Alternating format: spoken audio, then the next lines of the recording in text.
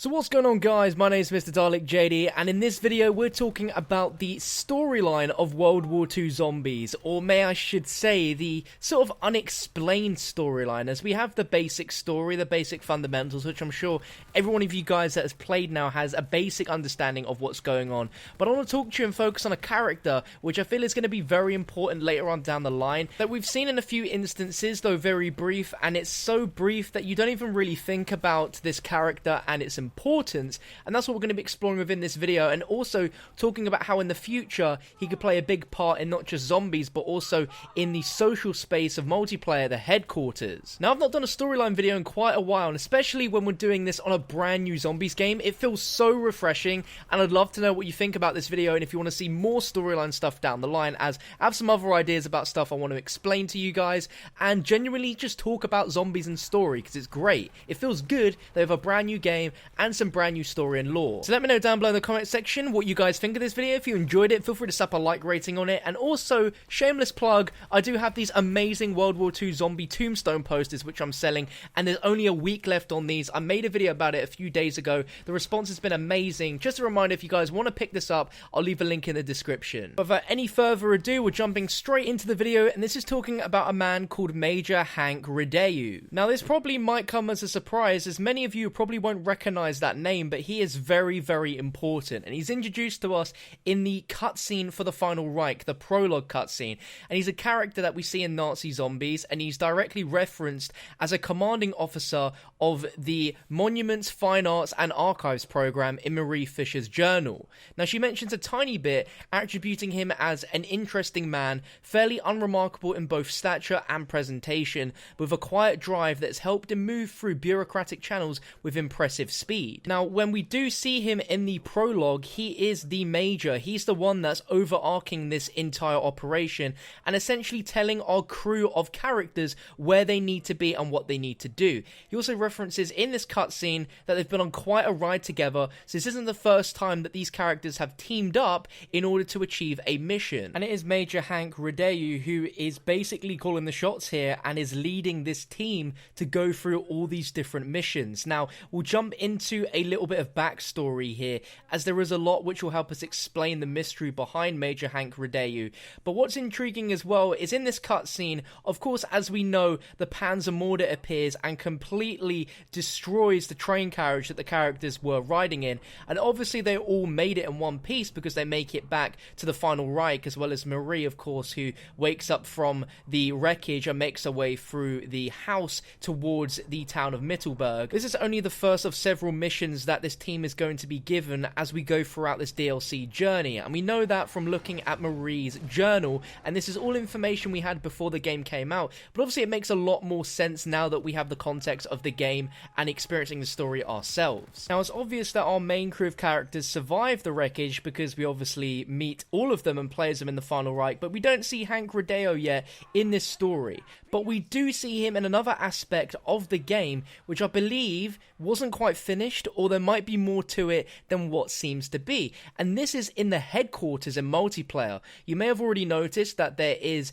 a zombie section, and it's a very small room that's very mysterious, and the vendor inside of the headquarters is Major Hank RIDEAU himself. Now, it's very interesting to me that out of anyone they could have there, it is Major Hank RIDEAU who has a very important part of the story, and he is the vendor there that simply just takes you from multiplayer to zombies. I feel like there is so much more that they could have done with headquarters, especially with the zombies aspect, to have some sort of social space for zombie players in particular, and there's definitely some Easter eggs hidden within here, but I just feel like there's something more to this that meets the eye. Perhaps Sledgehammer Games are trying to make the headquarters and zombies sort of like one connected world by having Major Hank RIDEAU in here, but let's get a little bit of background history on him now we know a little bit about him. Now, looking through Marie's journal entries, which we got in July, this starts from the first journal entry being June 22nd, 1943, and there isn't too much mention about Major Hank Hank RIDEAU, so we won't go too far into it,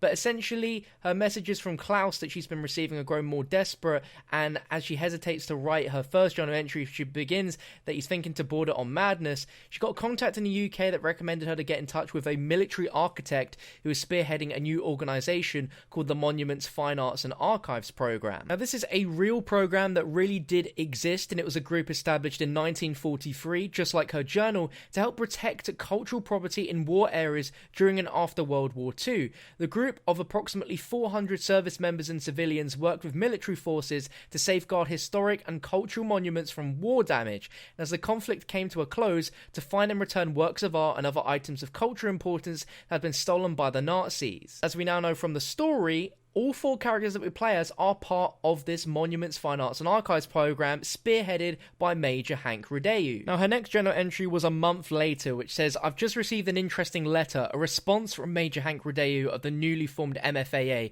Apparently the program has been rubber-stamped by the president himself. After weeks of being deferred through pencil pushes and secretarial layers, my inquiry finally landed on the desk of someone who may be able to make a difference. Major RIDEAU is direct and to the point. He expressed a clear interest in the artifacts that Klaus has alluded to and pressed me for details. Unfortunately, my brother Klaus is far less interested in these medieval museum pieces than he is in the captor's attempts at discerning their metaphysical properties."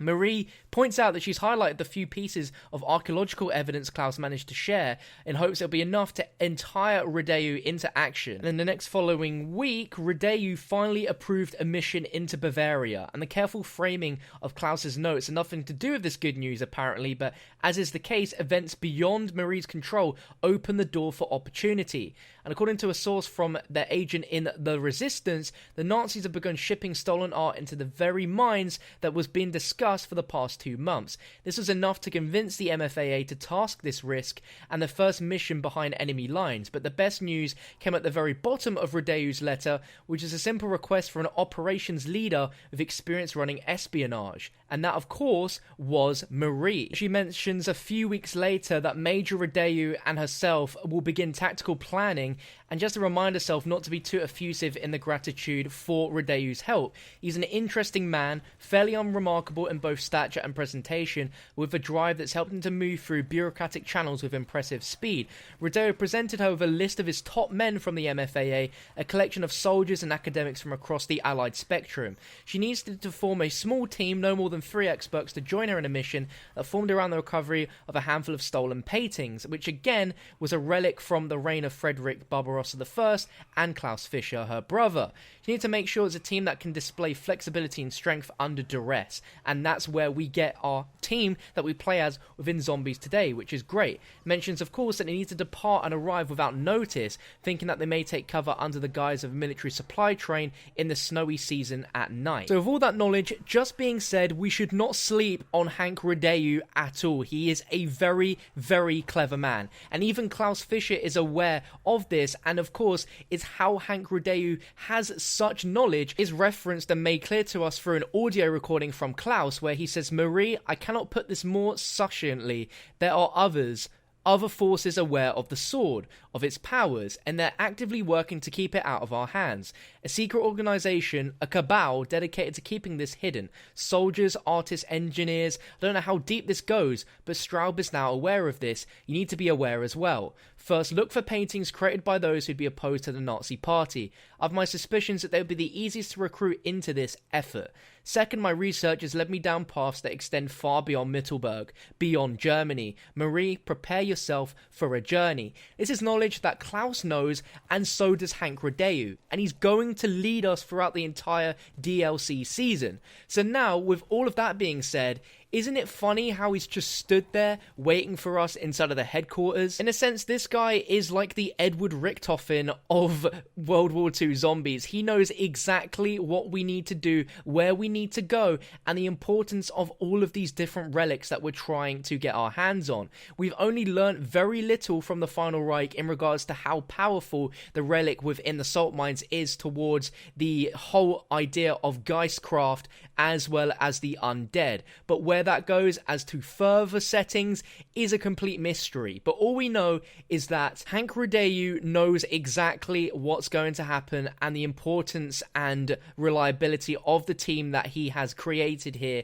and is essentially the striving force in the entire journey that our characters are going to be going on. Now, as for him inside of the headquarters, I feel like there is a lot that needs to be addressed here. There is some funny stuff you can do with the game to get inside of this room via spectator mode, and there is so much here of zombie importance that it feels very weird that this is all here without any meaning. We have the sort of head from the Jack-in-the-Box on this table here, along with several different playing cards. We have maps outlining different areas, which of course Hank RIDEAU knows and is going to be taking us along this journey throughout the DLC season. We also have tons of weird things in this room, such as what looks to be maybe mummies or statues of something like that, just covered over in sheets. We also have playing cards on the tables and attached to the walls, as well as loads and loads of these Jack-in-the-Box sort of symbols, which all relate to the toy maker, which is Klaus and Marie Fischer's dad, and we see these throughout all of the Final Reich and in Groston House as well. And this is a outline to the Easter egg found in Groston House, where you can get the pack-a-punch weapons out of the box by using the Jack-in-the-Boxes. The room is extremely intriguing to me, and what I think would be an incredible idea is, as we go through the DLC maps, this room gets more constantly updated with more knowledge, more relics that we're collecting, and essentially painting a bigger picture. We have photographs as well of potential locations for future maps that are going to take place, as of course Hank RIDEAU knows exactly where we need to go. So of course he would have images of where we need to go inside of his little bunker here. Now, the idea and discussion of the headquarters having more to do with zombies was originally from a video that I saw from a fellow YouTuber called Grizz Zombie, so big shout out to him. But you made a great point that it feels multiplayer has so much social aspect to it, but zombies feels very bareback, and sort of besides you being in the game itself, there is no real social impact or able for you to just chill with other people, and the zombies part of the headquarters feels like there could be so much more to it. Imagine Hank RIDEAU giving us bounties or challenges to do, such as there is a multiplayer, why by turning them in, you could get yourself rare zombie supply drops, for example. World War II Zombies doesn't have anything like this, but Black Ops 3 had a daily and weekly challenge, and RIDEAU also added in bounties later on in the game, where you'd be rewarded with in-game currency for you to buy certain weapon types, as well as to open different zombie crates as well, which was a great feature, and I feel like Sledgehammer are missing a trick here.